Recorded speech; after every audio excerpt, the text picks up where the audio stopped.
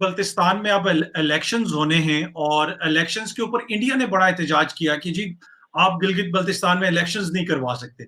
लेकिन आजाद कश्मीर में इलेक्शंस होते हैं, आजाद कश्मीर में हमारी गवर्नमेंट भी है, कभी इंडिया ने इतना गुस्सा नहीं दिखाया। गिलगित बल्तिस्तान का गुस्सा लग रहा है वही जो हम सी पैक की बात कर रहे थे कि वो गेटवे है सी पैक का। इस वजह से इंडिया को ज्यादा परेशानी, ज्यादा फिक्र गिलगित बल्तिस्तान की है। आजाद कश्मीर के हवाले से तो उन्होंने कभी नहीं कहा कि वहां क्यों इलेक्शन हुए। देखिए, आजाद कश्मीर में भी आपके कभी इलेक्शन नहीं हुए, वहां पे सब सेलेक्टेड है, इलेक्टेड कोई नहीं है। ये पहली चीज। आप सर एक मिनट, आपका वहां पे कौन सा मोबाइल फोन चलता है आजाद सारे कश्मीर में? कौन सा नेटवर्क? सारे नहीं सर, आपका मेन जो नेटवर्क है इट इज कॉल्ड एस्कॉम। ये स्ट्रेटकॉम है, ये Pakistani army owned communication network है जो पीओके में चलता है, राइट? अब मैं आपको बताता हूँ, मुझे सब पता है कहाँ पे उसके सर्वर्स हैं, मैं आपको अभी बताता हूँ, ठीक है ना? बात यह है कि it is run out of Muzaffarabad. जो स्ट्रेटकॉम है स्ट्रेटेजिक कम्युनिकेशंस, वो पाकिस्तानी आर्मी कंट्रोल्ड है। उसके हेड पाकिस्तानी आर्मी के सर्विंग ऑफिसर्स हैं, आपके कोर ऑफ सिग्नल्स के, और आपके उसके ईएमई के भी कुछ ऑफिसर्स हैं जो वहां पे। दूसरी चीज है कि हाँ, गिलगित बाल्टिस्तान से सी पैक आता है, और हमें इसलिए सी पैक हमें पसंद इसलिए नहीं, लोग ये अक्सर कहते हैं ना कि साहब ये भारत जो है वो सी पैक के खिलाफ इसलिए है कि पाकिस्तान की तरक्की हो जाएगी। हम दुआ देते हैं आपकी तरक्की, आप अमेरिका से बड़े बन जाओ, चाइना से बड़े बन जाओ, लेकिन गिलगित बाल्टिस्तान और पीओके हमारा एरिया है, इसलिए हमें प्रॉब्लम है। और तो आप कराची से लेकर आइए साहब, आप वहां पे बुर्ज खलीफा बनाइए हर 4 कदम पे, हमें क्या दिक्कत है? ठीक। वो हमारा हमारा हमारा एरिया है, यही हमारा मौकफ है, और इसीलिए इंडिया ऑब्जेक्ट कर रहा है। अच्छा सर, देखिए गिलगित बल्तिस्तान में भी क्या पता आप बकौल आपके सिलेक्शन ही हो, इलेक्शन ना हो, सिलेक्शन हो, पर जो कश्मीर में सिलेक्शन होती है उसपे कभी आप नहीं बोले। आपके बकौल सिलेक्शन, हम तो उसको इलेक्शन ही कहेंगे। कौन से? गिलगित कौन से? बल्तिस्तान गिलगित बल्तिस्तान के इलेक्शंस के हवाले से आपकी पार्लियामेंट में लोगों ने स्पीचेस की, आपकी हुकूमत का बड़ा सख्त मौकिफ आया, वहां के कमेंटेटर्स का बड़ा सख्त मौकिफ आया कि जी गिलगित बल्तिस्तान में नहीं। तो इसलिए कि वहां पे सी पैक है, सिर्फ इस वजह से लगता यह है बजाहिर कि सिर्फ इस वजह से ज्यादा प्रॉब्लम है। हाँ, वो तो मैं बोल चुका हूँ, आपने मेरा शायद आंसर नहीं सुना। जी जी। हमें सबसे बड़ा, हाँ, देखिए, ये सी पैक वहां पे है, ये इशू नहीं है। आप अगर मेरे प्लॉट पे घर बनाएंगे बिना मुझसे इजाजत लिए तो मुझे तो प्रॉब्लम होगी साहब। वो जमीन हमारी है, वो लोग हमारे हैं।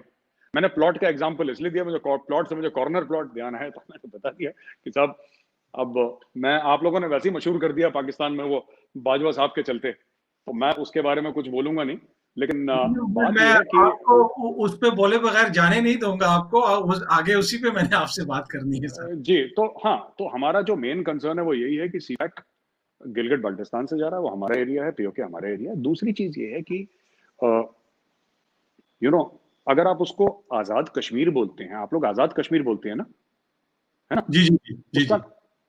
तो आजाद कैसे है, जरा मुझे ये बताइए कि वो आजाद है। आजाद पंजाब क्यों नहीं बोलते आप? आजाद सिंध क्यों नहीं बोलते? आजाद बलूचिस्तान, आजाद खैबर पख्तूनख्वा, वो आजाद कश्मीर क्यों है? उसको उसका नाम क्या गया, आजाद क्यों रखा है?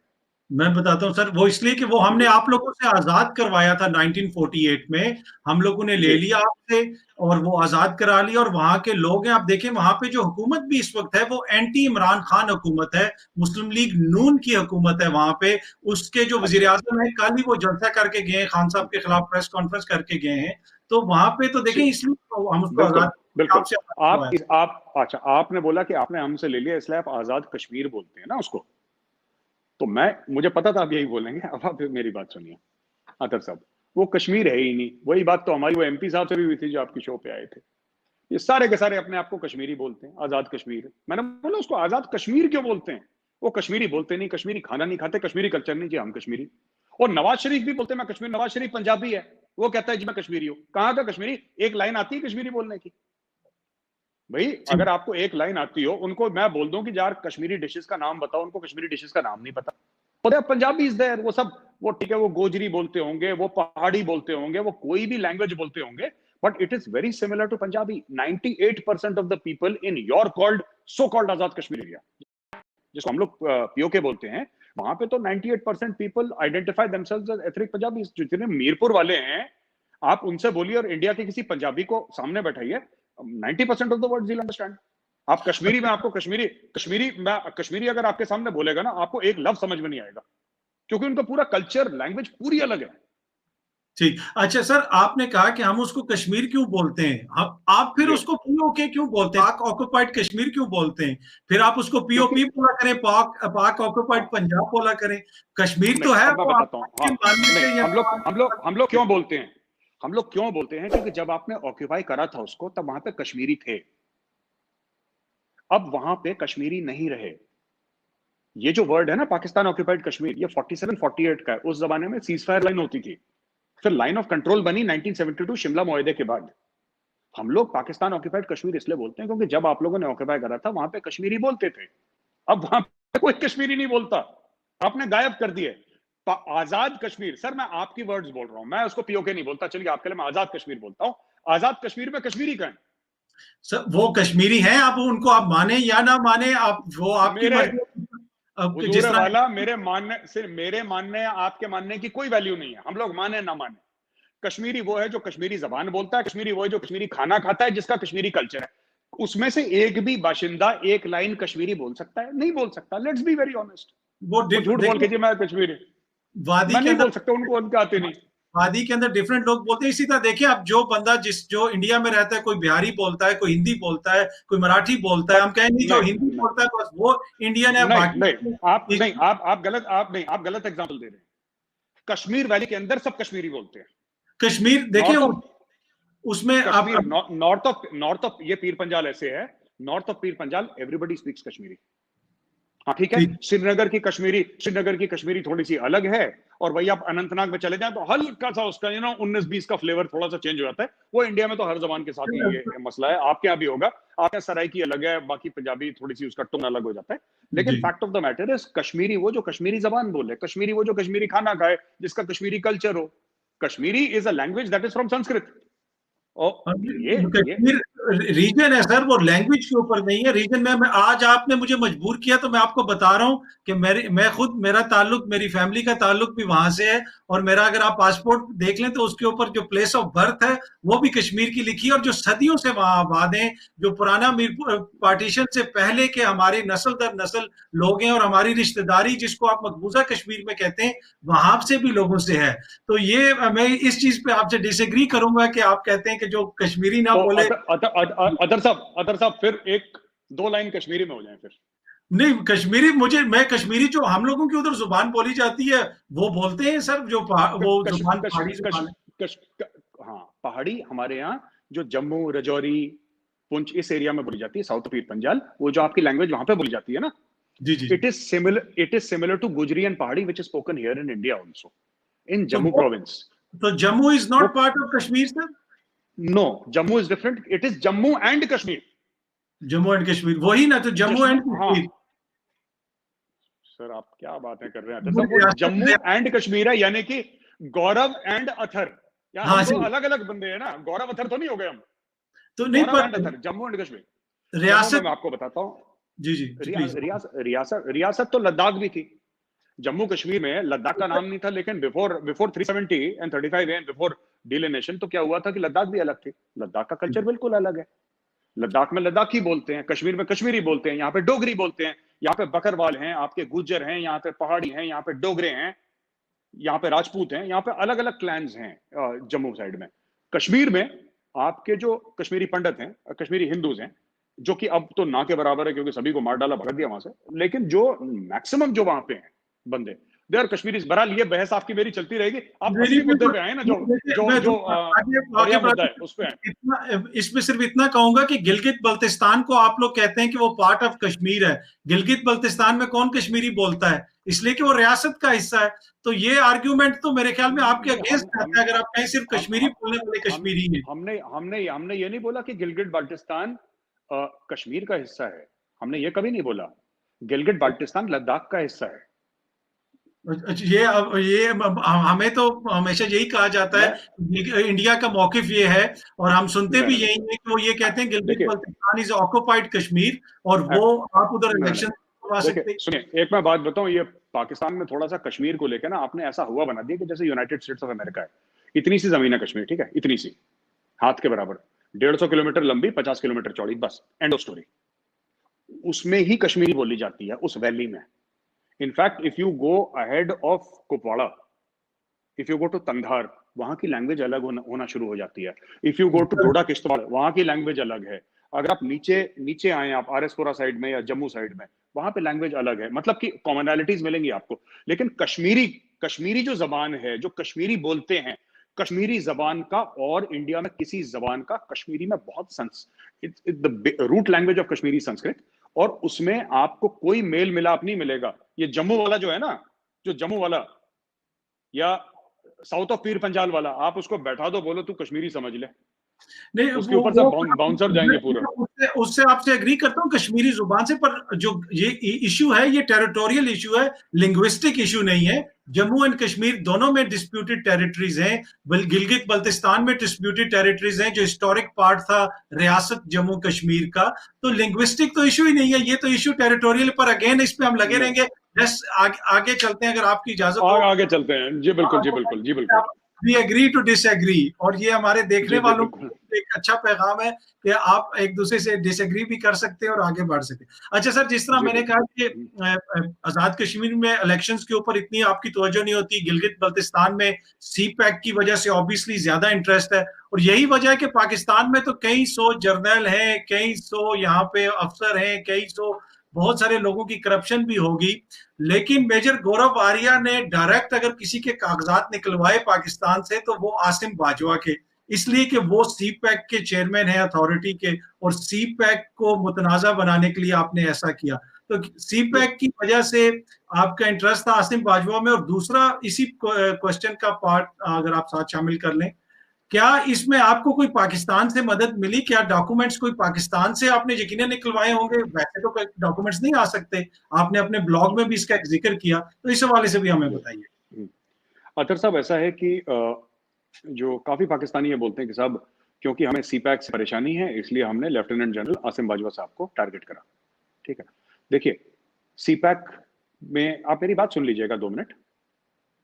सीपैक में इन्वेस्टमेंट चाइना कर रहा है, ठीक है, सीपैक बना भी चाइना रहा है, सीपैक को फायदा भी ज्यादा चाइना को ही हो रहा है, तो उसमें आसिम बाजवा कहां से आ गया बीच में?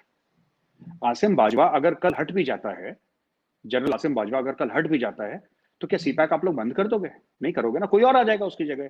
जनरल आएगा, ब्यूरोक्रेट आएगा, पॉलिटिशियन आएगा, कोई एक्स बंदा आ जाएगा आपका, somebody will be chairman of CPAC authority.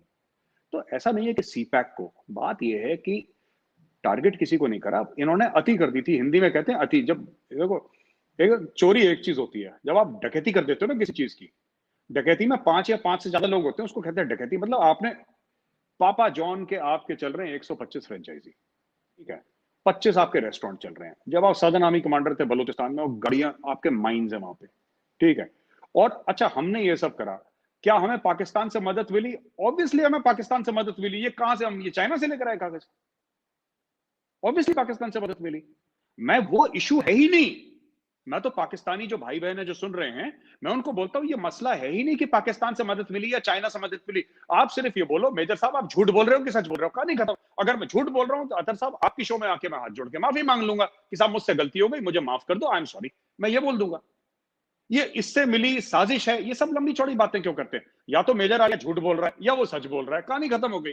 अच्छा, इस चक्कर में बेचारे वो जो नूरानी है, नूरानी को निपटा दिया आप लोगों ने। जबकि अगर कोई मेरी रिपोर्ट देखे और नूरानी की रिपोर्ट देखे, क्या नाम है उनका, आसिम, क्या नाम, नहीं कोई में अहमद नूरानी या इस तरह, इसी तरह। मैं माफी चाहता हूं आपसे, मैं उनका नाम नहीं जानता। लेकिन ये देखिए, हमने तो नूरानी का नाम भी नहीं सुना था, पता है। अब हुआ ही है, मैं आपको बताता हूँ सच बात जो हुई है, कि पाकिस्तान से हमें डॉक्यूमेंटेशन मिली, ठीक है। पाकिस्तान में ये चीजें बड़ी आसानी से हो जाती हैं, बिकॉज यू गिव मनी। सो बोला अच्छा ठीक है, अब इसको पैसा दे दीजिए, तो हमने पैसा दे दिया, उसने हमें रिपोर्ट दे दी। बात ये नहीं है कि पाकिस्तान में ऐसा होता है या नहीं होता है। बात यह है कि जो मेजर गौरव आर्या ने स्क्रीन पर डॉक्यूमेंट डाले हैं, क्या वो डॉक्यूमेंट सच्चे हैं कि झूठे हैं? क्या वो डॉक्यूमेंट सच्चे हैं या फैब्रिकेटेड है? अगर फैब्रिकेटेड है तो फिर मैं पाकिस्तानी लोगों से माफी मांगूंगा। अगर वो सच्चे हैं तो आप फिर अपने जनरल साहब से बोलिए कि साहब ये क्या क्या बोल रहा है गौरव आर्या। पर उसके बारे में कोई बात नहीं कर रहा। सब लोग बोल रहे हैं साहब क्या आपको मदद मिली थी, क्या कोई साजिश थी? That is not important. मदद तो हमें पाकिस्तान से ही मिलेगी साहब, मंगोलिया थोड़ा ना देगा कागज में। किसी पाकिस्तानी ने ही पैसे लेके दिया होंगे। अच्छा, मुफ्त में भी नहीं देगा वो, क्यों देगा मुफ्त में? And we don't expect anybody to work for free, ठीक है। ये प्रोफेशनल लोग हैं, तो ठीक है भाई, आपने आपको इसके लिए कोई आपके बड़ी साजिश, बड़ा गेम कोई करने की जरूरत नहीं है। कोई भी क्लर्क, देखिए आपके यहाँ पता है क्या कल्चर थोड़ा सा पाकिस्तान में जो है, खासतौर से फौज में, एक रॉयल कल्चर है आपका ना। वो थोड़ा सा वो वडेरा जमींदारी टाइप का, कि अरे कोई है फाइल लाओ, और वो फाइल हैंडल करते हैं 50 क्लर्क। ये पूरी उनकी नहीं में छोटी सी फौज है, सेक्रेटरी के सेक्रेटरी के सेक्रेटरी हैं सबके सब। तो you find the right person, you give him money, वो आपको दे देता है, कहानी खत्म, में डाल दिया। मैं तो पाकिस्तानी सिर्फ एक चीज बोलूंगा, सिंपल सी बात है, आप ये बोलो साहब, गौरव आर्य ने झूठ बोला, सच बोला। अगर झूठ बोला तो मैं माफी मांग लूंगा, सच बोला है तो आप बोलो साहब। अब वो नूरानी जो है बंदा, अहमद जो भी है उसका नाम, अहमद नूरानी बोला कि मेजर गौरव आर्य का एजेंट है। ठीक है, मेरा एजेंट क्यों है? आप ये छोड़ दो ना, मेरा एजेंट है, मरीख से आया है, चांद से आया है, वो छोड़ दो ना। आप ये बताओ नूरानी सच बोल रहा है झूठ बोल रहा है? बात हक की है, बात सच की है, या तो वो सच बोल रहा है या वो झूठ बोल रहा है। अब सी पैक के खिलाफ साजिश है, अरे सी पैक अगर इतना इंपॉर्टेंट है तो करप्ट बंदा क्यों लगाया? ये तो जब, ये ऐसी बात नहीं कि ये देखिए, ये कब हुए भाई साहब ये अपॉइंट सी पैक के चेयरमैन? एक साल हुआ इनको, तो तकरीबन थोड़ा ही अर्सा हुआ, बिल्कुल रिसेंटली। साल मोटा मोटी, जी हो जी जी। सकता है कम ही हो साल से, राइट? अच्छा, अब अतर साहब एक बात बताइए, ये adviser to media adviser to prime minister कब लगे? रिसेंटली कुछ 6-7 रिसेंटली महीने कुछ इसी तरह। 6-7। क्या इन्होंने जो hundreds of millions of dollars का एम्पायर खड़ा करा है, क्या इन्होंने 7-8 महीने में खड़ा कर दिया? नहीं ना, ये तो काफी अरसे से चला आ रहा था। तो साहब ये पूछिए ना कि जब आप फौज में थे तब आपने क्या करा। एक आखिरी चीज मैं आपको बोलता हूं, फिर we can move on to the next topic. आप एक बात बताइए ना कि आपके जो जर्नैल हैं, आप जानते हैं आप अभी विदेश में हैं, आप ठीक है, आप बाहरी मुल्क में हैं इस वक्त, हम लोग जब बात कर रहे हैं आप बाहर बैठे हैं। आप जानते हैं अमेरिका में सिटीजनशिप मिलना कितना मुश्किल है। मतलब या तो आप, और ट्रंप के आने के बाद तो बड़ी दिक्कत हो गई भाई। आप जो H1B वीजाज हैं या किसी और किस्म की सिटीजनशिप है, बड़ी दिक्कत है इसमें। तो ट्रंप कह रहा है यार, या तो आप कोई कंट्रीब्यूटिंग बंदे हो, जैसे साइंटिस्ट हो, या कोई बहुत तगड़े आप राइटर हो, या कोई आप डॉक्टर हो या इंजीनियर हो बहुत सॉलिड, तब हम आपको सिटीजनशिप देंगे। ये पाकिस्तानी जनरल्स को अमेरिका 60 साल की उम्र में, जबकि उसने लाइफ में कर लिया, वो बैटरी फूक गई ना 60 साल की उम्र में। आपने prime youth you have given to Pakistan army. ये पाकिस्तानी आर्मी के, मैं नाम नहीं लेना चाहता, फिर आप 4-5 FIR फाइल करवा दोगे मेरे खिलाफ। ये पाकिस्तानी जनरल्स को पाकिस्तानी कौम पूछे, आप क्यों लेते हैं वहां की सिटीजनशिप? ये आपका हक है, ये आपका हक है। मैं किसी पाकिस्तानी जनरल को ये नहीं बोल रहा कि आप क्यों लेते हो सिटीजनशिप, वो उसकी मर्जी है। ठीक मैं है। ये पूछना चाहता हूं अमेरिका देता क्यों है? मैं आपको बताता हूं अमेरिका क्यों देता है। वो जनरल साहब 60 साल की उम्र में जब उसके पोती पोते हो गए, वो दादा नाना बन गया, अमेरिका को उसका क्या यूज है, क्या इस्तेमाल है उसका, बताइए आप। ना वो डॉक्टर है, ना वो साइंटिस्ट है, वो तो रिटायरमेंट के पेंशन पे है वो, या जो भी उसने पैसे कमाए होंगे अपनी इन्वेस्टमेंट से, कहीं से भी, फौजी फाउंडेशन के कहीं से भी उसने कमाए होंगे, वो अमेरिका उसको सिटीजनशिप क्यों दे देता है? और ऐसे 50 जनरल हैं आपके यूएस में, कनाडा में, क्यों? उनको क्या लालच है अमेरिका को पाकिस्तानी जनरल से? ये पूछे लालच क्या है उनसे कि जी हमें ये लालच है। आप पूछो ना, अगर मैं जाऊंगा, अगर मैं डॉक्टर हूं तो बहुत बड़ा, फिर भी मुझे जद्दोजहद करनी पड़ेगी।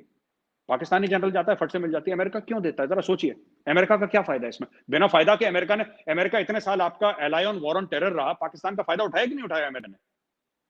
अच्छा, मैं इसमें एक तो ये ना कि जो जनरल आसिम बाजवा के साथ वाले से आपने कहा कि इतने उनके पापा जोन्स हैं, उन्होंने इसकी वजाहत दी है और मुकम्मल वजाहत दी है। उनके भाइयों का बिजनेस है, जो भी बाकी उन्होंने जो वजाहत देनी है वो खुद देंगे, ऑब्वियसली डिटेल्स उनको पता है उनका वो, और इतने रिसोर्सफुल भी हैं वो, जिस तरह आपने खुद का मीडिया एडवाइजर है, तो वो अपनी वजाहत खुद दे लेंगे। दूसरी बात ये है कि सर के जो आपने जिक्र किया कि पाकिस्तानी जर्नल अमेरिका में रहते हैं, ये एक ऐसा प्रोपोगंडा है। जिस तरह अगर आपने कहा कि आसिम बाजवा इतने करप्ट हैं, पाकिस्तान के सारे जर्नल इतने करप्ट हैं जो अमेरिका में रहना चाहते हैं। जब इतना एक करप्ट इंस्टीट्यूशन है जिसके जर्नल जो है $2-2 के लिए भूखे हैं, मर रहे हैं, और वो इतने करप्ट हैं और इतनी उनकी करप्शन आपने पकड़ भी ली, तो फिर तो अमेरिका के पास बहुत पैसा है सर, आपके पास भी बहुत पैसा है। 1-1 बिलियन दे दें पाकिस्तान के सारे जर्नैलों को, फिर अमेरिका भी रोता है कि 20 साल इन्होंने हमें जलील किया अफगानिस्तान में, तालिबान से छुप के हमारे साथ करवाते रहिए। इंडिया भी हमसे गिला करता है कि आपके जर्नल अमन नहीं होने देते। तो आप फिर इस फौज को खरीद क्यों नहीं लेते जो इतनी करप्ट फौज है, जो मॉरली इतनी करप्ट है, जो पिज्जे खा के जवान हुई है फौज, उसको सर खरीद लेना ताकि जो है एक दफा किस्सा खत्म हो। जी, खरीदा भी है। इंडियन कॉर्पोरेट्स हैं बड़े बड़े, जिनके दुबई में कंसल्टेंसीज हैं, मैंने एक में जिक्र भी करा था, ठीक है। आपके काफी रिटायर्ड जनरल्स इंडियन कंपनीज के लिए काम करते हैं। मैं उनके नाम भी आउट करूंगा, डिफेंसिव ऑफेंस में वीडियो बनाऊंगा 1-2 महीने में, हमारी इंक्वायरी चल रही है। आपके कौन से जनरल, कौन से कोर कमांडर थे और कहां पे, किस साल को रिटायर हुए थे, और कौन सी इंडियन कंपनी की कंसल्टेंसी वो कर रहे हैं और कितनी उनकी सैलरी है। 2 तो दुबई में है जिनको मैं जानता हूं, बट मैं इसका प्रॉपर एक्सपोजे करूंगा और आपको पता लग जाएगा। और वो जो ग्रुप हैं जिनके लिए वो काम करते हैं, उनको आप भी जानते हैं अतर साहब। ठीक हमारी है। बात नहीं हुई, लेकिन उन ग्रुप्स के बारे में आप जानते हैं। अब एक बात बताइए, जो जामनगर ऑयल रिफाइनरी, इंडिया की सबसे बड़ी ऑयल रिफाइनरी, वो बॉर्डर पे है। मुकेश अंबानी की जो ऑयल रिफाइनरी है, पाकिस्तान के बॉर्डर पे है। क्या मुकेश अंबानी को इतनी उतनी बुद्धि, इतनी अकल नहीं है कि बैंक पाकिस्तान बॉर्डर पे, जिसके साथ हम 3-4 जंग लड़ चुके हैं, आपने रिफाइनरी वहां पे करी? कैसे बनाई रिफाइनरी वहां पे, ऑयल रिफाइनरी जामनगर में? वो रिफाइनरी है, वहां पे तेल नहीं निकलता जमीन से, रिफाइन होता है तेल। कैसे बनी वहां पे, क्या हुआ? आप मैं we will do a full expose on this, हम आपको डिटेल्स लेकर आएंगे। अभी जैसे हम लोगों ने वो एक्सपोजे करा था उसके ऊपर, जो FATF का, जो पता नहीं आपने वीडियो देखा कि नहीं देखा, तो उसके ऊपर जो, जिसके हम नंबर वंबर हमने बताए थे सारे के सारे, वो ना वो मेरा नंबर आउट करते, ना मैं उनका नंबर आउट करता, वो गैमा गेमी में उनके से हो गया फिर ये मामला ठीक। आगे। जी अच्छा, नहीं, पर अगेन सर, वो आपने वो तो नहीं कहा, जिक्र नहीं किया कि एक ऑर्गेनाइजेशन जो इनहेरेंटली इतनी करप्ट है, जिसकी लीडरशिप इतनी ज्यादा करप्ट है, फिर वो किस तरीके से सरवाइव कर रही है। अमेरिका भी उससे नाखुश है, अमेरिका 5-10 बिलियन दे दे जर्नैलों को, न्यूक्लियर प्रोग्राम भी रोल बैक करवा ले, सब कुछ बंद नहीं, करवा ले, तो फिर अगर ऐसा इतने जो देखिए, करप्ट हैं, मैं जो आपको बताता हूँ। कस्टडी पे पैसे दे रहे हैं, वो तो सब कुछ जी बेच, जी, वो तो फिर किसी को उनसे कोई शिकायत नहीं होनी चाहिए, पैसे दें और सब नहीं, कुछ खत्म करवा दें। देखिए सुनिए, मैं आपको बताता हूँ, 2 चीजें हैं इसमें। आपका ये कहना है कि साहब, जो ऑर्गेनाइजेशन अगर इंस्टीट्यूशनली करप्ट है और जनरल $2-2 के लिए बिक रहे हैं, तो उसको खरीद क्यों नहीं लेते, राइट? मैं आपको एक छोटा सा एग्जांपल देता हूँ, क्योंकि वो गजल है ना, बात निकलेगी तो फिर दूर तलक जाएगी, हमारे पास इतना टाइम भी नहीं है। हमारा 53 मिनट्स हो चुके हैं अभी। मैं जी जी आपको छोटी सी सर। बात बताता हूँ। मैंने पाकिस्तानी आर्मी के साथ, के सामने, मैंने पाकिस्तानी आर्मी को फेस करा है, ठीक है। और मैं, आप पाकिस्तानी है, मैं माफी चाहूंगा, मुझे पाकिस्तानी आर्मी पसंद नहीं, ठीक है। लेकिन अगर कोई ये बोले कि वो आर्मी प्रोफेशनल नहीं है, तो ये मैं मानने को तैयार नहीं कि वो आर्मी प्रोफेशनल नहीं है, ठीक है। That army knows what it is doing, ठीक है। अ, और आपकी जो जूनियर लीडरशिप है पाकिस्तानी आर्मी की, वो बहुत अच्छी है, ठीक है। वो सीनियर आके वो पॉलिटिकल पावर में, इख्तिदार में आ जाते हैं, फिर वो चले जाते हैं, फिर प्रेसिडेंशियल पैलेस में 3-3, 4-4 बंदे, फिर वो दिक्कत हो जाती है, because politics will corrupt anybody. Politics में जो जाता है वो बड़ी मुश्किल से बच पाता है, वो करप्ट हो ही जाता है। मैं पाकिस्तानी आर्मी को मैंने ऑपरेट करते भी देखा है, ठीक है। ये मैं आपको प्रॉपरली ऑन रिकॉर्ड कहना चाहता हूं। इसके ऊपर मैं पूरा नहीं जाऊंगा, क्योंकि फिर वो बहुत लंबा चौड़ा एक्सप्लेनेशन हो जाएगा, पर मैं ये मानने को तैयार नहीं हूं, मैं ये मानने को तैयार नहीं हूं कि सील टीम 6 एबटाबाद में आई और पाकिस्तानी फौज को पता नहीं था। मैं आपको बताता हूं मैं क्यों कह रहा हूं। ये जो पूरी कहानी है ना, ये जीरो, डार्क 30 और ये सब जो पिक्चरें बनी हैं कि पाकिस्तानी फौज को हवा नहीं थी, मुझे पता है पाकिस्तानी फौज की क्या कैपेबिलिटीज हैं और क्या नहीं है। तो कोई ये बोले कि सील टीम 6 आई, राइट, सील टीम 6 आई, सील टीम 6 ने PMA काकुल की नाक के नीचे, राइट, PMA काकुल की नाक के नीचे उसने ऑपरेशन करा 45 मिनट के, गन फायर हुआ, धमाके हुए, एक हेलीकॉप्टर क्रैश हुआ, उसके बाद वो वापस उड़ के अफगानिस्तान चले गए अपने बेस पे, और पाकिस्तानी फौज को पता नहीं चला। आई एम सॉरी सर, ये हजम नहीं होता, बिकॉज आई नो, अगर कोई और ना, कोई कोंगो शोंगो की फौज होती, या कोई माफ करना, मैं आइवरी कोस्ट की या पोपा न्यू गिनी की फौज होती तो हो जाता। पाकिस्तानी आर्मी इतनी गई गुजरी नहीं कि उसको पता नहीं चला। अब मैं आपको बताता हूं मेरा क्या इसमें, जिसको कहता है ना, मेरा क्या एनालिसिस है इसमें। किसी ना किसी को वो $25 मिलियन जो हैं, जो ओसामा का अवार्ड था, उसके हेड मनी थी ना ओसामा की, $25 मिलियन, उनकी वेबसाइट पे है जी, ठीक है। किसी ना किसी को information leading to the killing और arrest of Osama bin Laden, information leading to the arrest और killing of, elimination of Osama bin Laden, वो पैसा किसके पास गया? मैं आपको बता रहा हूं कि ये डिलिबरेट था। तो ये मैं मानने को तैयार नहीं हूं कि पाकिस्तानी फौज को पता नहीं था। और मैं फिर आपको बोल रहा हूं, आपके जो जूनियर लीडरशिप है वो कारगिल में भी ना, इट एक्वेटेड इटसेल्फ वेरी वेल। जो आपकी जूनियर लीडरशिप है, जो आपके कैप्टन हैं, मेजर्स हैं, लेफ्टिनेंट कर्नल्स हैं, right, they acquitted themselves with lot of honour and lot of courage in Kargil war. हमारे टाइम का तो कारगिल ही वॉर है, हमने तो 71 में तो पैदा भी नहीं हुए थे, ठीक है ना। लेकिन the problem is with the senior leadership. अच्छा, दूसरी एक और चीज है कि जहां जहां अमेरिका को लगता है वहां वहां अमेरिका करता है। फॉर एग्जाम्पल, अमेरिका पाकिस्तान को पूरी तरीके से अपसेट नहीं कर सकता, क्योंकि अभी भी आपके बिन कासिम पोर्ट से सामान जाता है। आपका पूरा जो वहां पे कोलिशन फोर्सेस हैं, अमेरिका तो एक दिन हाथ झाड़ के निकल जाएगी अमेरिका, जिस दिन उनको लगेगा कि अफगानिस्तान में उनका एंड रिजल्ट मिला नहीं मिला, जिस दिन बोला उस one day it will go ना, इट्स नॉट देयर परमानेंटली। ऐसा तो नहीं कि 100 साल के बाद भी अमेरिका वहां पे रहेगा। एक दिन अमेरिका, पहले भी अमेरिका कर चुका है। America has done that in the past when the Soviets left। America ने एक दिन हाथ झाड़ा, बोला कि ठीक है, थैंक यू। तो अमेरिका के साथ जो भी रिलेशनशिप है, जो लोग कहते हैं ना आज पाकिस्तान में, कहते हैं कि जनाब आप, हम लोग सफर कर चुके हैं, आप अमेरिका के खेमे में जा रहे हैं, आपको नहीं पता अमेरिकन धोखा देंगे। आपका अमेरिका हमें धोखा नहीं दे सकता, क्योंकि हम पैसा देके खरीद रहे हैं अमेरिका से। अमेरिका हमारे ऊपर कोई फेवर नहीं कर रहा। अमेरिका को माल बेचना है, हमारे पास पैसे हैं, ये हमारा रिलेशनशिप है। एक की दुकान है, एक ग्राहक है। ठीक। वो पर अगेन सर, वो मुझे आंसर नहीं मिला कि इतनी करप्ट इंस्टीट्यूशन उसके जर्नैलों को खरीद क्यों नहीं लेते, इसलिए कि मैंने स्ट्रेटेजिक। आपको बताया ना, तो मैंने कुसर आपको सर, बताया, पर देखें आपकी 20, सुनिए। मैंने सुनी, पर 20 साल के बाद भी तो देखें, जिस तालिबान को पाकिस्तान पहले दिन से कह रहा था, आज उसी तालिबान के साथ इंडिया भी बात कर रहा है, अमेरिका भी बात कर रहा है, और अमेरिका खुल के कह रहा है कि पाकिस्तानी जर्नैलों ने बेसिकली हमारे कमर में स्टैब किया, हमारे साथ डबल गेम किया, हमारी बात नहीं मानते। तो देखिए, जिससे आप पैसे लेते हैं उसके सामने आप फिर आंखें नहीं दिखा सकते। तो ये तो मतलब मानने वाली बात नहीं है कि अगर जर्नैल नहीं करप्ट है। नहीं नहीं नहीं नहीं नहीं नहीं, अतर जी, हिलरी क्लिंटन जब पाकिस्तान आई थी, उसने क्या बोला था जब कैरी लूगर बिल के ऊपर बात हुई थी? उसने उसने कहा, बोला था कि, उसने ये बोला था, और उसने हामिद मीर को बोला था, उसने हामिद मीर को बोला था कि जरूरी नहीं है कि आप ये पैसा लें, आपको पैसा भी चाहिए, फिर आप अपसेट भी हो रहे हैं, ऐसा नहीं हो सकता। उसने, हामिद मीर का इंटरव्यू मैंने भी देखा है, हामिद मीर को क्या बोला था उसने? यही तो बोला था कि you don't have to take this money, don't take this money, Kerry Lugar का पैसा नहीं चाहिए, मत लो यार, हमने कौन सा तुम्हारे गले के अंदर ही डाला है पैसा।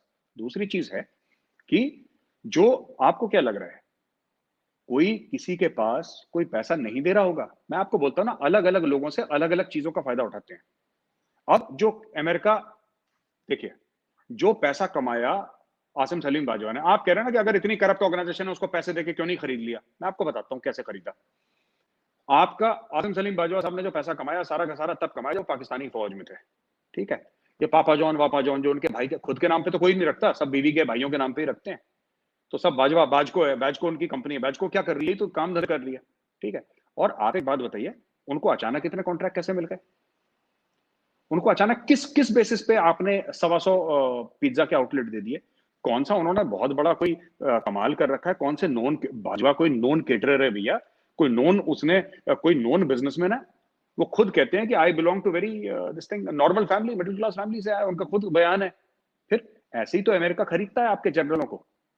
आप क्या सोचते हैं कि 10-10 सूटकेस लेके जाएगा बाजवा साहब के घर पे? बाजवा साहब कैसे बने मल्टी मिलियनर? किस तरीके से? पाकिस्तानी फौज की जनरल की सैलरी कितनी होगी? जितनी इंडियन आर्मी की जनरल की होगी। कितनी होगी? 2 लाख, 3 लाख, 4 लाख, और कितनी होगी? ऐसी होगी।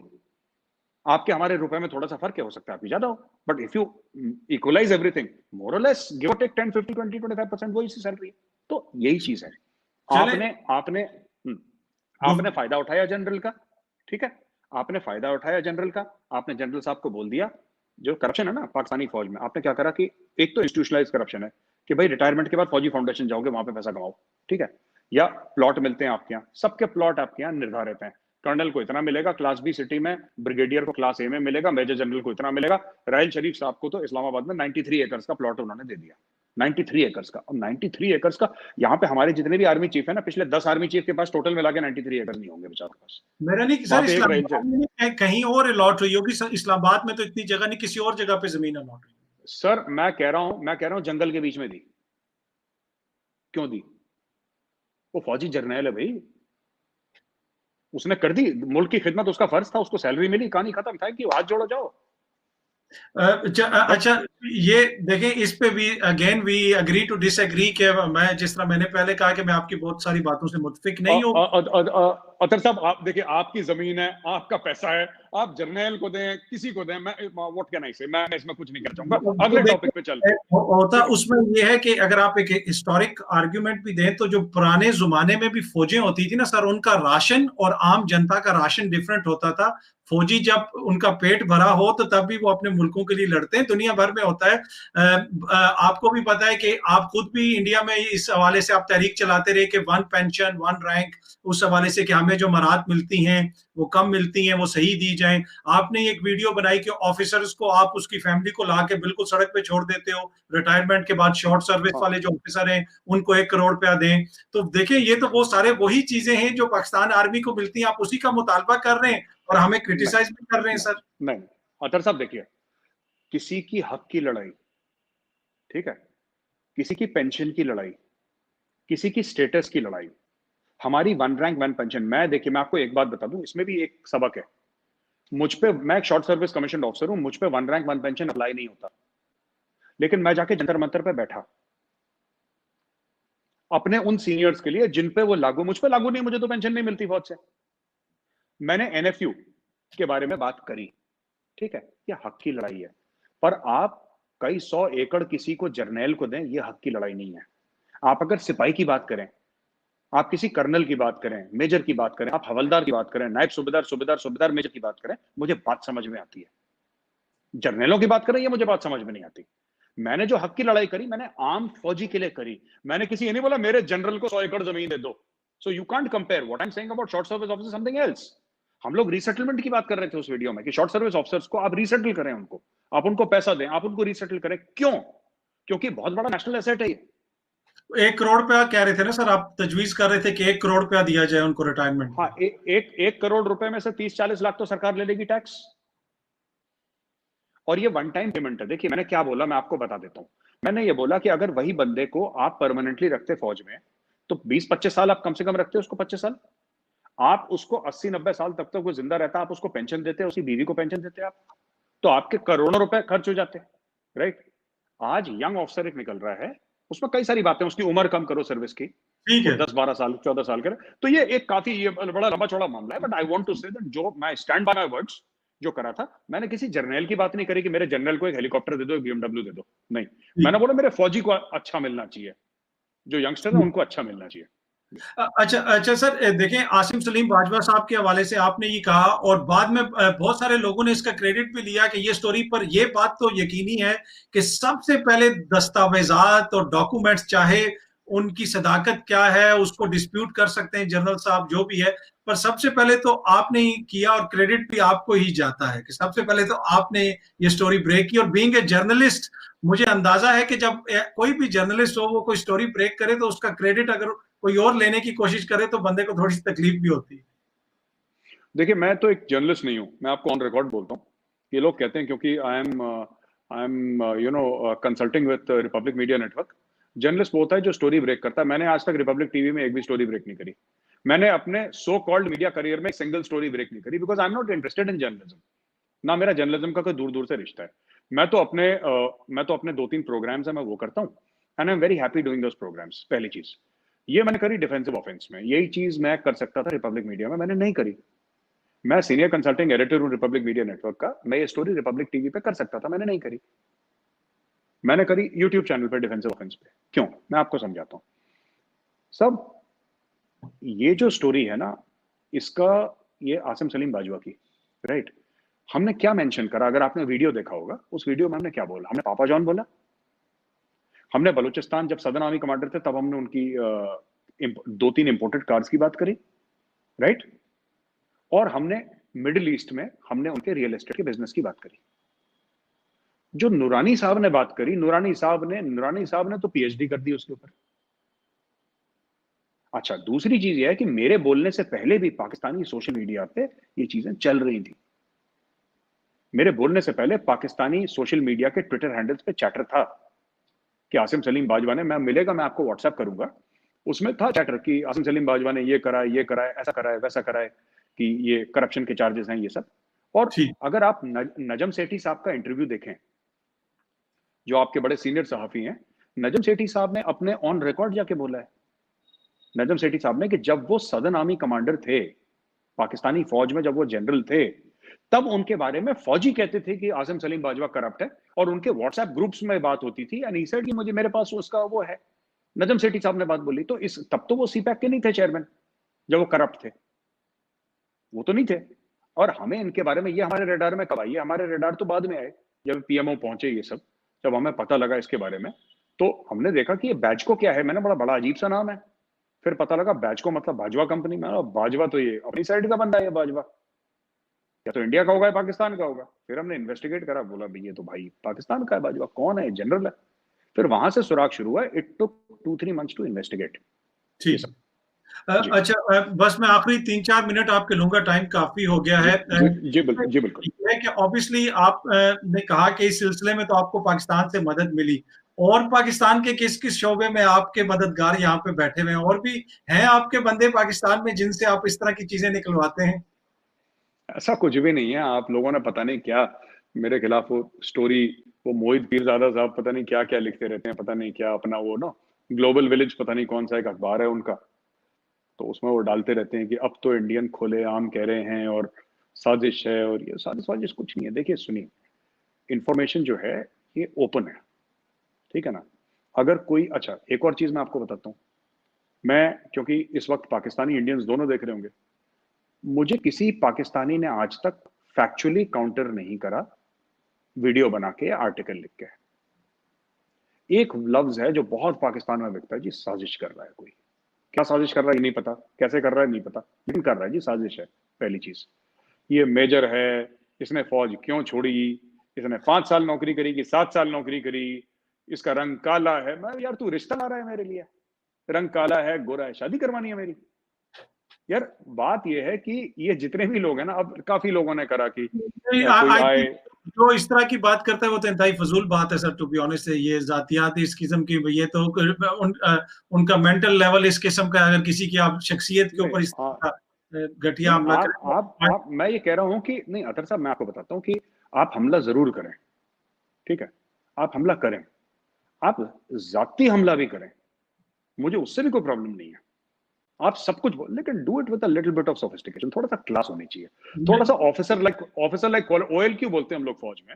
आप भी एक फौजी खानदान से, आपको पता ओएल क्यूज बोलते हैं, ऑफिसर लाइक क्वालिटीज, थोड़ा अफसर की तरह, यू नो। हम लोग, ये तो पानी है खैर, यू नो, ये दिस इज वाटर। मैं आपको कसम से बोल रहा हूँ, आप शक कर रहे हैं मेरे ऊपर, पानी है ये। बट मैं आपको ये बता रहा हूँ कि थोड़ा सा ना, जैसे कि ऑफिसर होता है ना, लिटिल बिट ऑफ स्टाइल, थोड़ा सा क्लास, थोड़ा सा सोफिस्टिकेशन, ये करके वो ट्रक ड्राइवर टाइप का ये नहीं करना चाहिए इससे। अच्छा, इससे फर्क क्या पड़ेगा? ये कोई फर्क नहीं। किसको कह रहे हैं आप वैसे सर, ये किसने किया इसे?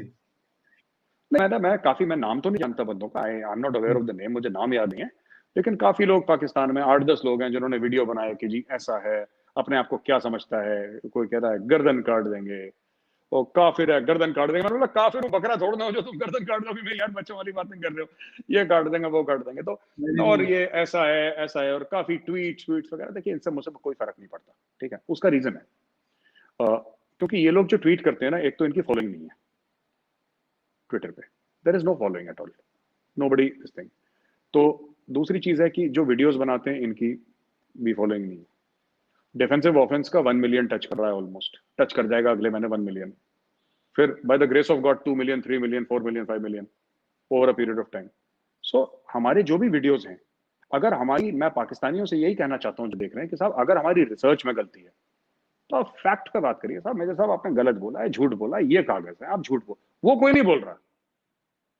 वो बोल रहा है ये बंदा ऐसा है, वो इसकी हाइट ज्यादा नहीं है, ये काला यार, जैसे अपने खानदान का रिश्ता ले रहा हो। ये तो अच्छा, हाइट मेरी काफी ठीक है भाई। देखो कितनी हाइट है सर वैसे आपकी? 178 सेंटीमीटर्स। सर फुट फुट में कितनी होगी ये? फुट में नहीं पता मुझे, बट 178 सेंटीमीटर्स मेरे इंडियन आर्मी के आई कार्ड पे लिखा था, इसलिए मुझे याद है। मैंने वैसे नापी नहीं। 178 centimetre, I don't know, 6 foot के करीब होगी ये, 6 फुट? नहीं 6 फुट नहीं, 6 फुट से कम है। 6 ओके। फुट से कम हूं मैं, 6 फुट नहीं हूँ। 5'10.5", 5'11" के दरमियानी में ओके ओके ओके, वो ठीक थोड़ा ठीक। थोड़ा अपने आप को खुश करने के लिए मैं थोड़ा सा पंजे के ऊपर खड़ा हो जाता हूँ ना, कभी कभी झूठ नहीं बोल नहीं देता हूँ अपने आप नहीं, से थोड़ा सा। फाइव फाइव फाइव टेन से ऊपर is a very decent height. मेरी भी इससे थोड़ी सी ज्यादा है, मेरी 6 के जी करीब है, पर इसी जी के उसमें है। तो नहीं, ये जी बड़ी अच्छी। अच्छा सर, मैं बस आखिरी एक दो सवाल है आपसे। जी बिल्कुल जी बिल्कुल जी बिल्कुल। अब आपने जिक्र किया, हमारे इंडिया का भी जिक्र हुआ, इंडिया की इकोनॉमी का भी जिक्र हुआ। और एक तरह से आपकी बातों से ऐसा लगा कि आप समझते हैं कि मोदी जी जो है वो ठीक परफॉर्म कर रहे हैं, और आप साथ साथ ये भी कह रहे हैं कि वो दोबारा आ जाएंगे इलेक्शंस जब दोबारा होंगे।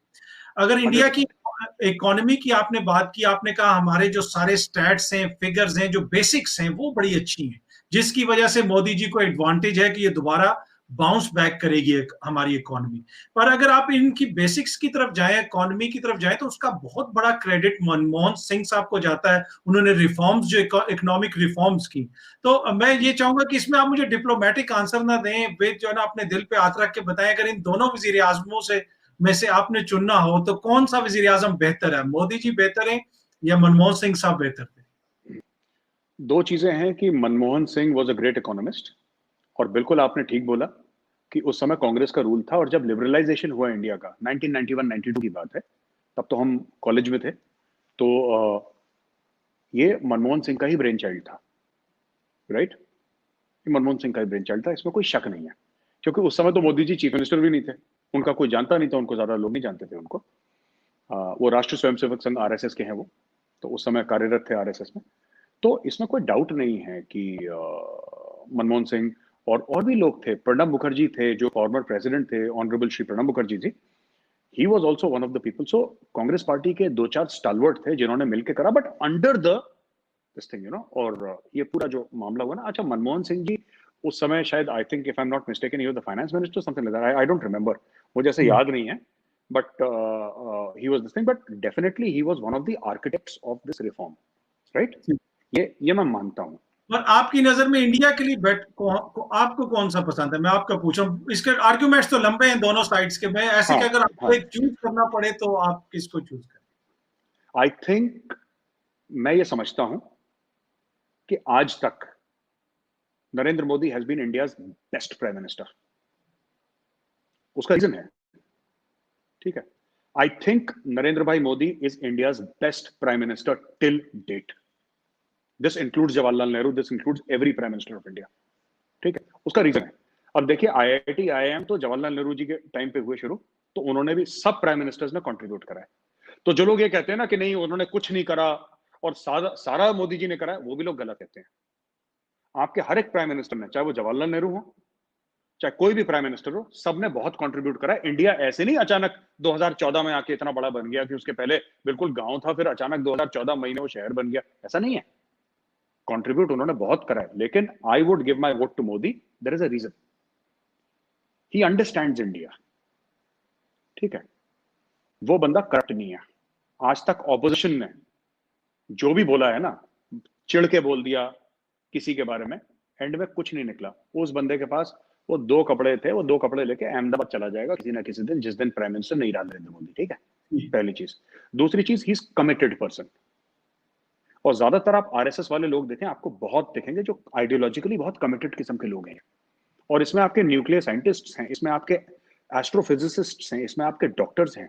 तो सर, ये वो अब आरएसएस के हैं ये साइंटिस्ट और न्यूक्लियर, मतलब उन ये कह रहे हैं आप? हाँ, आपके शुरू से आपके नासा में जो साइंटिस्ट बैठे हैं इंडिया के, वो कितने आरएसएस के हैं। आपके जो टॉप आपके डॉक्टर्स हैं यूएस में, कितने इंडियन डॉक्टर्स हैं वो आरएसएस के हैं। RSS is a social organisation, it is Swayamsevak Sangh. Swayamsevak means it's a voluntary organisation, right. तो एक आरएसएस का, जो आरएसएस के बारे में आपको बताया है पाकिस्तान, आपने आरएसएस के ऊपर कोई किताब पढ़ी है? मैंने आरएसएस पे कोई किताब नहीं पढ़ी। मैं एक काम मैं भेजूंगा आपको, आप देखिएगा एक बार, आप पढ़िएगा। बिकॉज वो आप इमरान खान के ट्वीट, इमरान खान ने भी नहीं पढ़ी, वो ना ट्वीट करते रहते हैं आरएसएस फलाना फाशिस्ट ऑर्गेनाइजेशन। तो मैं ये नहीं कह रहा कि आरएसएस में कोई कमी नहीं है, लाख कमियां जरूर होंगी आरएसएस में, मना नहीं कर रहा कि इट इज नॉट कि सब दूध में धुले आरएसएस के, हर जगह एक जैसे बंदे नहीं होते। लेकिन fact of the matter is कि there are so many people, when I say nuclear scientist, I don't mean जो न्यूक्लियर बॉम्ब्स पे काम कर रहे हैं, right. I am talking about nuclear physicist जो पढ़ाते हैं, जो प्रोफेसर है ना उसके, जैसे आपके परवेज हुदबोई साहब हैं जो, है ना, आपके पाकिस्तान में बड़े मशहूर हैं, जी जी राइट? भाई। सो हाँ, when I say nuclear scientists, I do not mean nuclear scientist जो कि इंडिया के एटॉमिक प्रोग्राम में है। I mean nuclear scientists who are scientists who teach kids, जो बच्चों को ठीक। पढ़ाते हैं universities, many of them, so they are highly educated also. And so basically क्या है कि मोदी जी का ये है कि he has my vote of confidence as a citizen. मेरा ठीक। एक वोट है, मेरी औकात है एक वोट की है, लेकिन अगली बार जब मैं वोट देने आएगा, I have full faith in him as an individual, he is taking India down the right path. और आखिरी चीज मैं एक और बात बताना चाहता हूँ, ठीक है? हमने इतने स्कैम देखे, ठीक है, ये हो गया, ये हो गया, ये कोल स्कैम, ये स्कैम, उस स्कैम, दुनिया भर की चीज है, ठीक है? छोड़ के एक चीज जो कि हमारे कुछ सियासी पार्टियों ने बोला था, फिर उनको बेसिक समझने में तो गणित समझ में नहीं आती उनको, ठीक है? और मैं नाम नहीं लेना चाहता यहाँ पे, I don't want to make it political, ठीक। ठीक। But even the supreme court threw it out. Supreme court said क्या बकवास कर रहे हो यार इसमें, मैं राफेल की बात कर रहा हूँ, क्या बकवास कर हम्म। रहे हो, है ही नहीं इसमें कुछ, आउट। ठीक। अच्छा जी। सर, यहाँ पे मैं आपसे ये पूछना चाहूंगा, अब मैंने इंडिया के प्राइम मिनिस्टर का तो पूछा, मोदी जी का आपने कहा वो मेरे फेवरेट हैं। जब मोदी जी प्राइम मिनिस्टर बने तो हमारे जो प्राइम मिनिस्टर थे नवाज शरीफ साहब, वो उनकी इनॉग्रेशन सेरेमनी पे वहां पे वो गए भी, और लग रहा ऐसा था कि उनका वर्किंग रिलेशनशिप थोड़ा अच्छा है। मोदी जी जहाज से जाते हुए अचानक एक दिन लाहौर भी उतर गए, उनसे मिले भी वहां पे। तो पाकिस्तान में इस वक्त जो मौजूदा क्यादत है, वो बेहतर थी इंडिया के लिए, या जो नवाज शरीफ साहब की हुकूमत थी वो बेटर थी इंडिया के लिए, रीजन के लिए, पीस के लिए? देखिए, पाकिस्तान के साथ कभी पीस हुआ नहीं 72 सालों में। तो जो ये लोग अमन की बात करते हैं, झूठ बोलते हैं अपने आप से, दूसरे से नहीं बोलते, खुद से झूठ बोलते हैं। अगर मैं ये कह दूं कि नहीं साहब, ये गारंटी है कि कभी पाकिस्तान के साथ दोबारा जंग नहीं होगी, तो ये झूठ है। ये ऐसी बात नहीं है, मुझे नहीं पता, मैं ये नहीं कह सकता होगी होगी, और मैं ये भी नहीं कह सकता कि नहीं होगी, पहली चीज। दूसरी चीज, जो लोग कहते हैं साहब नवाज शरीफ है, वो मेरी बात भी चल रही थी ना आरजू की शो में, आरजू ने बोला कि साहब आप इसलिए, नवाज शरीफ बहुत चाहता है इंडिया का, यानी इंडियंस बहुत पसंद करते हैं क्योंकि नवाज शरीफ की इन्वेस्टमेंट बहुत है इंडिया में। एक ये भी पाकिस्तान में मौजूद चला। तो मैंने आरजू जी से यही बोला, मैंने बोला आरजू जी कितना पैसा है नवाज शरीफ के पास, कितना है? 1 बिलियन, 2 बिलियन, 3 बिलियन है पैसा कितना नवाज शरीफ के पास? अगर नवाज शरीफ सब कुछ बेच दे, अपनी स्टील की मिल, अपनी प्रॉपर्टी, अपना जो भी पैसा, जो पनामा में कहते हैं जो पैसा कमाए, सब बेच दे, और वो इंडिया में डाल देना, ऊंट के मुंह में जीरा भी नहीं है वो। तो ये सब लोग ना, नवाज शरीफ बड़ा क्लोज है क्योंकि नवाज शरीफ ने बड़ी इन्वेस्टमेंट करी है, वो बेचारे के पास है ही नहीं, गरीब के पास पैसा।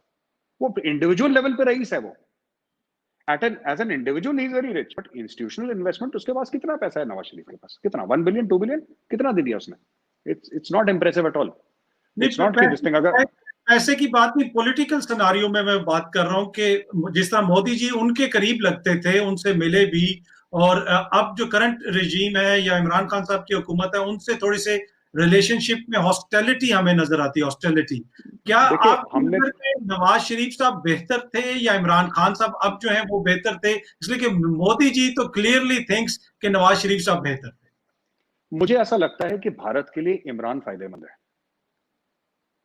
मुझे ऐसा लगता है। मैं, अगर मोदी जी सोचते होंगे तो मैं इख्तलाफ रखता हूँ इस चीज से। मुझे लगता है इमरान खान, बिकॉज ना नवाज शरीफ क्या है कि नवाज शरीफ के पास डेमोक्रेटिक वोट था, ठीक है, ये सेलेक्टेड है बंदा अपना। तो हमारे लिए ये बंदा ठीक, ये देखिए, ये इसने, ये मोदी जी को रोज ट्विटर पे गाली देता है, ठीक है, मोदी फाशिस्ट, ये वो। मोदी जी ने आज तक जवाब देना ठीक नहीं समझा। अब खुद पाकिस्तानी गेस्ट्स इसको वो कह रहे थे, वो बीच में इमरान खान ने पता नहीं क्या बोल दिया था कि वो ओसामा बिन लादेन शहीद है, फिर उन्होंने बोल दिया कि ये नवाज शरीफ के पीछे इंडिया का हाथ है, उन्होंने बोला ना हाल ही में।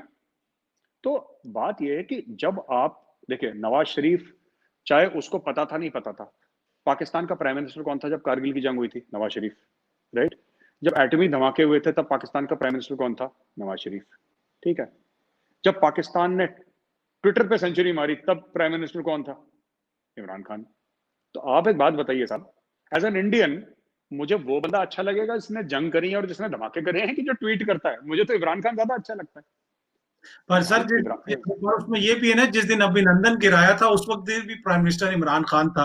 नवाज शरीफ साहब ने तो कभी नहीं गिराया इंडिया का कोई जहाज या कोई देखिए इस तरह देखिए की सुनिए, नहीं ये ना, देखिए सुनिए, मैं एक बात आपको बताता हूँ। ये आप लोगों ने, ये अभिनंदन को, शायद ये जो चूरन है, अपनी कौम को इतना बेच दिया अभिनंदन का चूरन, कि अभिनंदन के नाम के इतना चूरन बेच दिया। आपने एक जहाज गिराया तो क्या हो गया? क्या हो गया? हमने पूरा मुल्क गिरा दिया, हम उसका गाना नहीं गाते, आप लोग एक जहाज का क्यों गाना? आप एक बात बताओ, छोड़ दो आप ये सब बातें छोड़ो। इंडिया में एक मिनट अतर साहब अलाउ मी टू कंप्लीट। आपने बात छिड़ी है तो सुन भी लीजिए प्लीज। 16 दिसंबर इंडिया में छुट्टी नहीं होती। आप किसी सड़क में चले जाइए, बच्चे से पूछ लीजिए 16 दिसंबर को क्या हुआ था, कंफ्यूज हो जाएगा, उसको पता ही नहीं क्या हुआ। लेकिन पाकिस्तान में अभिनंदन एक जहाज गिरा के, क्योंकि मैं आपको बताता हूं क्यों ऐसा हुआ। क्योंकि ना गुड न्यूज का थोड़ा सा फुकदान है वहां पे, अच्छी खबरें नहीं आती पाकिस्तान में। तो एक अच्छी इंडिया का पायलट पकड़ लिया था अभिनंदन, उसको इतना जैसे वो फेंटते हैं ना मलाई को, फेंट के इतना बड़ा कर दिया, उसको फुला के रात भर फेंट के ना उसको निहारी पका दी आप लोगों ने पूरी अभिनंदन की। एक पायलट था तो क्या हुआ? 93,000 हमने पकड़े, हमने तो कभी गाना नहीं गाया इसका कि हमने 93,000 पकड़ लिया, हमने तो कभी नहीं बोला। इट्स ओके, जंग में चलता है, होता है। अभिनंदन का जहाज आपने गिरा दिया, वेल डन, इट्स ओके, वापस आ गया, थैंक गॉड। वो उस सिचुएशन में उसकी अहमियत थी सर, ऑब्वियसली। एनीवे, अब इसको मैं थोड़ा सा इसको कंक्लूजन की तरफ लेके आता हूँ।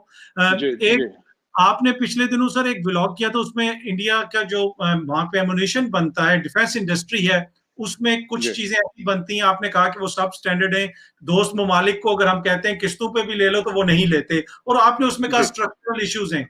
इसी हवाले से मैंने एक वीडियो बनाई थी तकरीबन 1.5-2 महीने पहले, तो इधर इंडियन दोस्तों ने मुझे बड़ी गालियां दी के, और एनसास राइफल जिसका आपने भी जिक्र किया, मैंने भी उसी राइफल का जिक्र किया, तो दोस्तों ने, इंडियन दोस्तों ने बड़े मुझे यहाँ पे प्यार मोहब्बत के कमेंट्स भेजे और बातें की। तो एक ये जो इश्यू है कि सब स्टैंडर्ड डिफेंस इक्विपमेंट का, और चाइना के साथ जिस तरह अगर बात करें, चाइना तकरीबन 60-70, कुछ लोग तो कहते हैं ऑलमोस्ट 80% वो अपना इक्विपमेंट खुद बनाता है। तो ये इसमें ये जो आप स्ट्रक्चरल रिफॉर्म्स की बात कर रहे हैं, इन रिफॉर्म्स को करके ये मसला हल हो सकता है सर? हाँ, क्यों नहीं हो सकता? हर एक मसला हल हो सकता है।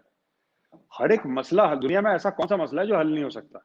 इंडिया पाकिस्तान के अलावा हर एक मसला हल हो सकता है। देखिए मैं आपको बात बताता हूँ, जो स्ट्रक्चरल रिफॉर्म्स हैं, ठीक है, वो मोदी जी के टारगेट में आ गया है, राइट? अब मोदी जी के टारगेट में उनके जो स्नाइपर स्कोप होता है ना, ऐसा जो प्लस घूमता है स्नाइपर का, वो आ गया, वो ठीक हो जाएगा। ये बात तो आज नहीं, मैंने तो बहुत पहले भी कही है। हमारे लोग बहुत अच्छे हैं ऑर्डिनेंस में, ऑर्डिनेंस फैक्ट्री में, they are very good people, they are highly talented people, जो यंग इंजीनियर्स हैं उनके हाईली मोटिवेटेड है, लेकिन कुछ स्ट्रक्चरल इश्यूज हैं। अगर ये स्ट्रक्चर, देखिए हमारे यहाँ क्या प्रॉब्लम है आपको समझनी पड़ेगी। यही इंडिया का गवर्नमेंट डिपार्टमेंट है जो इसरो का मिशन मार्स भेजता है, ठीक है ना? वो भी सरकारी डिपार्टमेंट है, वो प्राइवेट नहीं है। आपने सुना ही होगा इसरो का moon mission, Mars mission and all that. तो इट इज, वो अमेरिकन सैटेलाइट स्पेस भेज रहा है, वो अपनी, वो यूरोपियन कंट्रीज की 100 से 100 लगभग सैटेलाइट का एक साथ रिकॉर्ड भी बनाया उसने, गिनीज बुक के मैक्सिमम सैटेलाइट्स इन स्पेस। तो ये चीज है कि अलग अलग डिपार्टमेंट्स हैं। हम लोग एक इंडिया में, पता है हमारा एक कल्चर है, हम लोग कभी, जिसको कहते हैं ना घर का गंद, आपने देखा होगा कुछ लोग होते हैं जो घर में गंद होता है, झाड़ू लगाया ना, फिर उसको फेंका नहीं, उसको कारपेट के नीचे डाल दिया कि अगर दिख नहीं रहा ना तो फिर है नहीं। शुतुरमुर्ग जैसे होता है, शुतुरमुर्गी कहते होंगे उर्दू में भी ना, जो बड़ी चिड़िया होती है जो शुतुरमुर्ग। हाँ, दूसरी चीज ये है कि यार अगर इतना गंद हमारे घर से निकलेगा तो नेबर क्या बोलेंगे, ये भी होता है। इंसान सोचता है ना, सोसाइटी में रहता है, समाज में रहता है, तो हम लोगों के यहाँ ये कल्चर नहीं है कि नेबर क्या बोलेंगे। Neighbour, we are hardly interested in neighbour क्या बोलेगा, उसकी वैल्यू है नहीं। सबसे पहले अगर हमें ठीक करना है तो हमें सबसे पहले, मैंने उसमें ये भी बोला कि कोई ये ना बोले कि इसमें किसी ने साजिश करी है। मैंने उसमें बोला वीडियो में कि हमें साजिश, ये नहीं, कुछ नहीं, हमारी गलती है, हमें ठीक करनी है और हम इसको ठीक कर देंगे, कहानी खत्म। ठीक, इतना बड़ा मुल्क है, इतने इदारे हैं, तो परफेक्ट तो कोई भी नहीं है। ठीक। अच्छा सर, आखिरी क्वेश्चन है आपसे कि आपने कहा कि आपका प्लेटफॉर्म जो जाती प्लेटफॉर्म है, डिफेंसिव ऑफेंस, जो आपका चैनल है, उसको मैं भी अक्सर देखता हूँ, पाकिस्तानी लोग भी बड़े देखते हैं, कई उसकी बड़ी उसकी व्यूअर्स हैं, सब्सक्राइबर्स हैं, पर उसको आप दोस्ती के बजाय नफरत फैलाने के लिए यूज करते हैं। मेरा क्वेश्चन पूरा सुन लीजिएगा। कभी आप कहते हैं शिया सुन्नी की लड़ाई करवा दो, और अगले 2 दिन के बाद आपके एजेंट पाकिस्तान के अंदर सड़कों पे निकल आते हैं, शिया काफर के नारे लगाने शुरू कर देते हैं। ये आप माने या ना माने, आपने ये कहा, और उसके बाद पाकिस्तान में ये चीजें शुरू हो गई। तो उस प्लेटफॉर्म को सर आप दोस्ती के लिए क्यों नहीं इस्तेमाल करते? जी, अतर साहब ऐसा है कि इसका जवाब थोड़ा सा ताल्लुक है, पता नहीं आपको पसंद आए ना आए, पाकिस्तानियों को पसंद आए ना आए। देखिए साहब, सच बोलना चाहिए, ठीक है? पहली बात तो डिफेंसिव ऑफेंस मेरा नहीं है, वैभव सिंह का है, मैं उसमें गेस्ट हूं। और owner of defensive offence is Vaibhav Singh, not Gaurav Arya. तो वैभव ओन करता है उसको। और दूसरी ये चीज है कि अगर हम बात करते हैं कि उस पर मैं ज्यादा इसलिए आता हूं क्योंकि वैभव का घर मेरे घर से बगल में ही है, तो वैभव के लिए भी कन्वीनियंट है, मेरे लिए भी कन्वीनियंट है। कभी इधर आ जाता है। आपने यही फ्रेम देखा होगा डिफेंसिव ऑफेंस में पीछे जी जी जी। तो हाँ, तो यही फ्रेम है, यही फ्रेम वो वैभव सामने बैठ के लगा देता है और हम लोग बातचीत कर लेते हैं। तो ऐसे तो उसका घर भी बगल में। कुछ फ्रेम आप देखेंगे जिसमें कि ब्राउन कलर का दरवाजा है, वो वैभव का घर है, तो कभी मैं वैभव के घर चला जाता हूँ, तो आसान पड़ता है। वैसे और भी गेस्ट आते हैं उसकी शो पे, मेरे अलावा कई सारे गेस्ट हैं, मैं अकेला नहीं हूँ। पहली चीज तो वैभव का मेरा नहीं है। दूसरी चीज ये है कि मैं आपको जेन्युइनली बात बताऊं, तल का आपको मैं माइंड मत करिएगा दरअसल, मैं आपकी बड़ी इज्जत करता हूं। मुझे नहीं लगता कि भारत और पाकिस्तान के बीच में कभी अमन हो सकता है। ये नामुमकिन है, नामुमकिन है। उसका रीजन है, ये सब लोग ना हिंदुस्तानी भी हैं और पाकिस्तानी भी हैं। मैं आम आदमियों की बात कर रहा हूं, आम लोगों की, राइट। ये हम लोग एक दूसरे से झूठ बोलते हैं। यहां पे भी कई लोग अपने, इंडिया में भी लोग अपने आप से झूठ बोलते हैं। मैं अपने आप से झूठ नहीं बोलता। कैसे झूठ बोलते हैं साहब? वो आंख में आंसू लेके कि जिनने लाहौर नहीं वेख्या वो जमिया ही नहीं। मैं छोड़ दो यार, तुम्हें भगा दिया था लाहौर से, क्या जमिया नहीं जमिया नहीं? वहां पे मौत हो गई, तुम कह रहे हो जमिया नहीं। तो जब पार्टीशन हुआ था उसमें हिंदू भी मारा गया, मुसलमान भी मारा गया। तो अगर कोई बोले कि सिर्फ हिंदू मारा गया, ऐसी बात नहीं है, सब मरे, सिख भी मरे, सब मरे वहां पे। तो जो नेबर थे एक दूसरे के साथ कई सौ साल से, जो एक ही गांव में रहते थे, जिनके बाप दादा एक साथ खाना खाते थे, त्योहार मनाते थे, उन लोगों ने एक दूसरे की गर्दनें काटी हैं। वो मुसलमानों ने हिंदुओं की काटी, हिंदुओं ने मुसलमानों की, सिखों ने भी काटी। ये सब मारकाट हुई है। पहली चीज, इंडिया पाकिस्तान के बीच में जो ये इंडिया पाकिस्तान का जो पीस वाला मामला है ना, जो ये मैनेज हो सकता है। जैसे प्रेशर कुकर में सीटी होती है ना, उबाल आ रहा है लेकिन सीटी हो गई तो प्रेशर कुकर नहीं फटा, वो सीटी लगती रहेगी। पर इंडिया और पाकिस्तान में कभी भी अमन, परमानेंट अमन नहीं हो सकता। मैं आपको आखिरी एग्जांपल देता हूं, ठीक है। ये दुश्मनी इतनी गहरी है, इतनी ज्यादा गहरी है कि ये रिपेयर होने वाला, ये वो घाव नहीं है जो भर जाएगा। ये रिश्ता रहेगा, ये रिश्ता रहेगा, इससे खून निकलता रहेगा, इससे मवाद निकलता रहेगा, और कई जनरेशन तक मवाद निकलेगा। देखिए, हम तो ये कहते हैं कि मुझे कोई जो पाकिस्तानी आम आदमी, आम शहरी है, ठीक है, मेरे लिए उसके, मेरे दिल में उसके लिए कोई नफरत नहीं, क्योंकि मैं उसको जानता भी नहीं हूं। मैं तो जिससे मिला नहीं उससे क्या नफरत कर लोगे यार? मुझे उससे कोई लेना देना भी नहीं है बेचारे का। गॉड ब्लेस हिम, भगवान करे खुश रहे, उसके बीवी बच्चे सब खुश रहे, माँ बाप। मुझे ऐसा कुछ नहीं है, ठीक।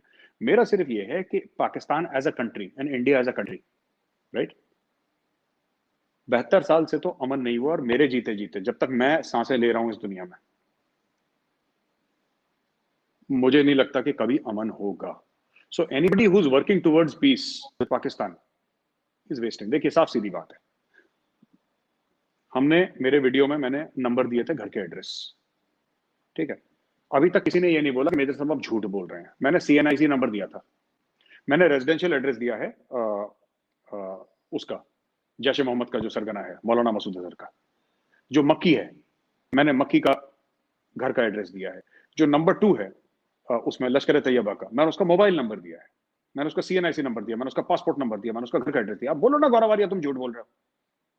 कोई एक बोले कि ये इसका नंबर नहीं है, मैं हल्फन कह रहा हूं ये इसका नंबर नहीं है, मैं कसम खा के कह रहा हूं ये इसका नंबर नहीं है, गौरव झूठ बोल रहा है। कोई नहीं बोल रहा झूठ, साजिश है, काफिर है, गला काट देंगे, यही बातें करते उल्टी सीधी। तो मैं कह रहा हूँ कि साहब, ये जो दुश्मनियां है ना, ये इतनी ज्यादा चली गई हैं कि there is no concept of peace. मैं जानता हूं इंडिया में ये चीज बड़ी अनपॉपुलर होगी और मुझे सुनना पड़ेगा इसके ऊपर, क्योंकि यहाँ पे भी वो फाख्ते उड़ाने वाले बड़े हैं ना, वो पिजन पुजन उड़ा देते हैं सफेद अमन की आशा वाले, यहाँ पे भी बड़े सारे हैं, ठीक है। बट सच्ची बात यह है कि अतर साहब, मैंने फौज में कोई ज्यादा लंबी नौकरी नहीं करी, राइट, पर मैंने अपने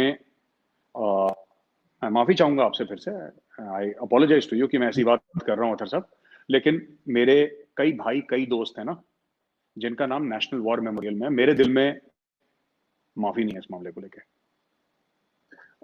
पूरा हिंदुस्तान एक तरफ हो जाए, ठीक है। मैं बाकी हम मिलेंगे, आप रूह अफ़ज़ा पीना, मैं विस्की पीऊंगा, ठीक है। आपको नींबू पानी पिला देंगे, ठीक है।